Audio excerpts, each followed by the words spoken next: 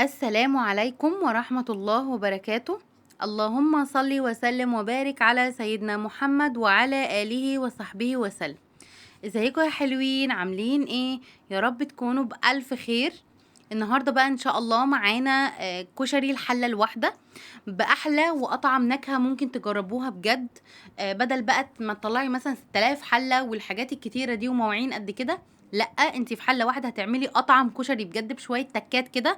خديها مني وان شاء الله تستفادي منها كتير جدا.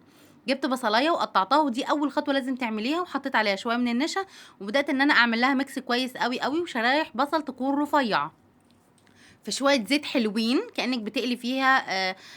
يعني زيت للقلي، يعني بتحطي فيه شويه حلوين كده، وهتبداي ان انتي تقلي البصل بتاعك او تحمريه.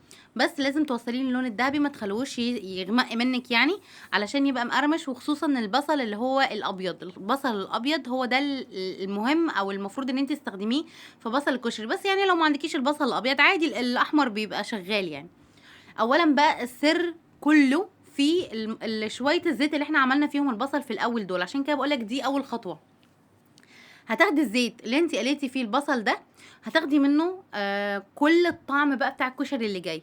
اولا انا لقيت الكميه كبيره طبعا، فقللت الكميه شويه، خدت شويه بس كده من الزيت. هبدا ان انا ابدا فيها كل مكونات الكشري. شوفوا بقى معايا كده واحده واحده. اول حاجه نزلت ب مثلا نص كوبايه من الشعريه، وهبدا ان انا اديها تحميره حلوه جدا توصل للون الذهبي الفاتح. انا مش عايزاها تغمق يا جماعه، اللون الذهبي الفاتح. وهنزل عليها على طول بكوبايه صغيره من المكرونه المقصوصه الصغيره. ايه ده انتي ما نزلتيش بالرز؟ لا، انا بنزل بالمكرونه. ليه؟ المكرونه علشان ما تتعجنش منك في كشري الحله الواحده لازم تنزلي على الشعريه بيها على طول، وتبداي تشوحي فيها، لازم تتشوح معاكي شويه. خلاص كده. وبعدين هبدا انزل بنص كوبايه من الرز المصري بتاعنا العادي. وما تستغربوش، الخطوه دي مهمه جدا، والخطوه دي فعلا فعلا بتغير من طعم الكشري. انا عندي هنا ربع كوبايه من العدس الاصفر، وبنقعه نص ساعه قبله. حتى عندي عدس بجبه كمان، ونقعاه في ميه مغليه لمده نص ساعه قبل، ده اللي هيخليه مستوي وزي الفل. تمام. يعني حتى العدس بجبه انا ما بحطوهوش بره او بسلقه بره لوحده، انا بحطه هو كمان عليه. السر بقى بتاعك كله عشان ما يعجنش منك، لان في ناس كتير بتخاف قوي قوي تعمل الكشري الحله الواحده لانه ممكن يعجن، هو التشويح الكتير. شوحي على قد ما تقدري. شوفوا شكل الحاجه، كل حاجه متشوحه وكل حاجه فعلا متغلفه بالزيت بتاع البصل بتاعنا. جبت هنا شويه من البصل اللي احنا عملناه، ويعني فرمته في ايدي كده وحطيته عليه، بينقل فعلا الطعم في حته تانية خالص. وجبت بقى شويه صغيرين كده من المكرونه اللي هي الاسباجيتي، وقسمتها على 3. ودي اخر حاجه بتتحط ليه؟ علشان مش هنعرف نقلب بقى خلاص. وطبعا حطيت التتبيل بتاع الكشري اللي هو الملح والكمون فقط. والميه طبعا هتتحط بالظبط، يعني ايه، مجرد ما تعدي كميه الرز والحاجات المكونات اللي انت حطيتيها في الحله بيدوب نص عقله صباع بس كده، ما تزوديش الميه. زودي لو مثلا بعد ما تتشرب ويدخل في التسويه شويه، لو لقيتي لسه محتاج عادي ممكن ان احنا نضيف تاني بق بق كده. تمام.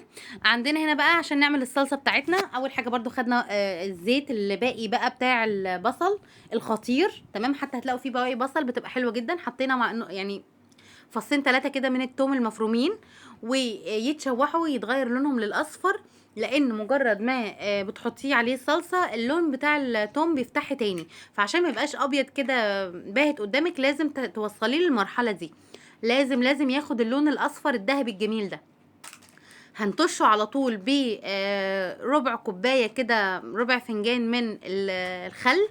تمام. وهنبدا ان احنا نقلب فيه كويس جدا، وبعدين هننزل بقى عادي بالصلصه بتاعتنا. خلاص كده. يبقى هي دي المكونات الصلصه الخطيره بتاعت الكشري بتاعنا النهارده. التوميه او شويه الزيت الاول اللي احنا خدناهم من البصل، وبعد كده حطينا التوميه اصفرت، وبعد كده ننزل عليها بالخل، نطشها على طول او نطفيها بالخل. وطبعا عندي هنا الصلصه انا مفرزاها، يعني مصلصه طماطم ومفرزاها، وباخد على طول بالكيس كده، يعني بحطها في اكياس تلاجة، الكيس على قد الطبخ. خلاص كده. هنا حطيتها خلاص، طبعا كانت فكه 3/4 فككان عادي خالص. وهبدا ان انا بقى اتبلها معايا بكمون، فلفل اسود، كزبره، وطبعا ما ننساش الملح. لو مثلا بتحبي انتي الشطه ممكن تحطي شطه بودر، في المرحله دي بتبقى تحفه جدا وبتنقلها فعلا فعلا في حته تانية يعني. يبقى كمون وكزبره وفلفل اسود وملح. عايزه تحطي مثلا شويه من المرقه الفوريه تمام، عايزه تحطي شويه من توابل اللحمه او الفراخ تمام برضو بتبقى حلوه جدا يعني، او 7 بهارات. هنا خلاص بعد ما تشرب خلاص احنا هنا نبدا بقى نقدر ان احنا نقلب. طيب انا مثلا في المرحله دي لقيت ان هو شويه لسه محتاج مثلا ربع كوبايه ميه كمان، مفيش مشكله خالص ان انت تحطي، ما تقلقيش عمره ما هيعجن منك طالما انت مظبطه مقدار الميه بتاعك ومظبطه التشويح الكتير هو اللي بيظبط لك بجد بجد الكشري وبيخليه مش معجن. ناس كتير بتقلق من الكشري عشان بتخاف ان هو يعجن. هنا الصلصه اول ما بتتسبك وخلاص توصل للمرحله الاخيره ببدا ان انا احط لها نص كوبايه من الميه، مجرد ما تغلي غلوه واحده بطفي عليها تقليبه كده، مجرد ما تقلب او تغلي غلوه واحده بس بطفي عليها، وكده الصلصه معانا خلاص جاهزه وتحفه جدا. تعالوا بقى نعمل الدقه اللي هي البيضه. اول حاجه انت ممكن تعمليها على البارد او على السخن. على السخن انت بتغلي لها الميه، ولكن على البارد لا ما بتغليلهاش الميه. انا هنا حطيت نص معلقه صغيره كده من الثوم المفروم، هحط عليها ربع فنجان او ربع كوبايه من الخل الابيض. تمام، الخطوه دي مهمه جدا. بتحطي الثوم وبعد كده تنزلي عليه بالخل، خلاص كده. وبعد كده هبدا ان انا احط الميه،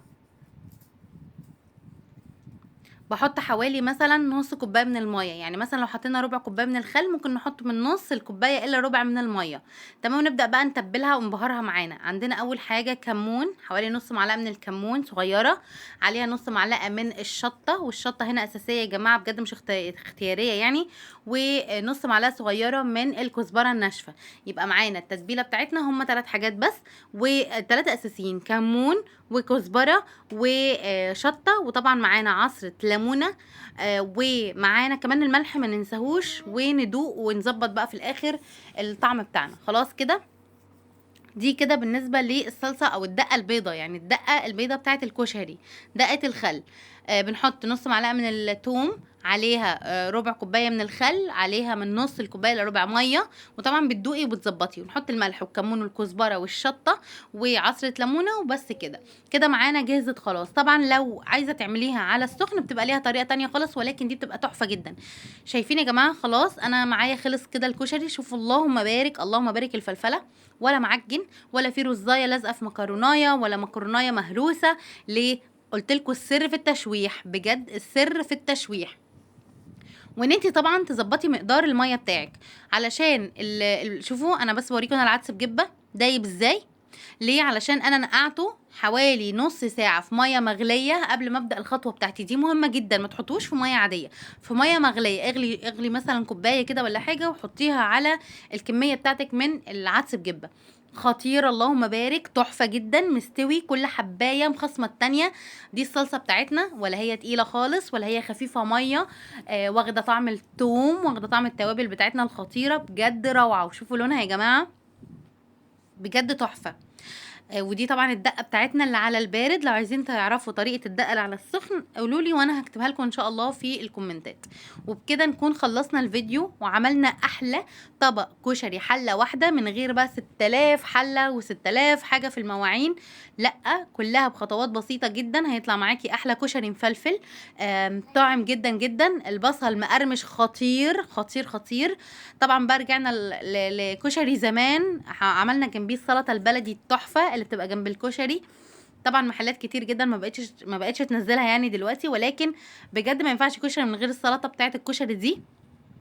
ومعانا كمان الدقه اللي هي بالخل والثوم، تحفه جدا اللهم بارك. ما تنسونيش في الكومنتات والاشتراك في القناه، واشوفكم ان شاء الله على خير في فيديو جديد، ومع السلامه.